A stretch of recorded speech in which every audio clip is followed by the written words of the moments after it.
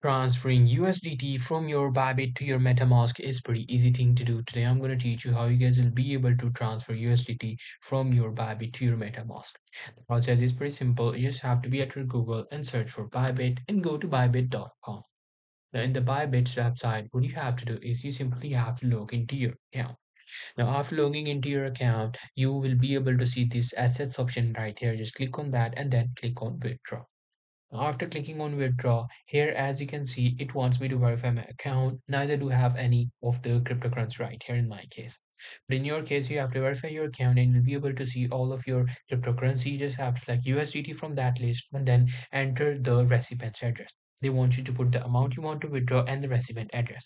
In order to get the recipient address, what you have to do is you simply have to go to your MetaMask. Now in the MetaMask, this is what you will see. Here you have to scroll down and tap on this receive tokens, and there you go. This will be your wallet address. Just copy this address. After copying this address, what you have to do is you simply have to come back, paste the address, and there you go. You'll easily be able to transfer from your Bybit to your MetaMask. Hope you guys find this very helpful.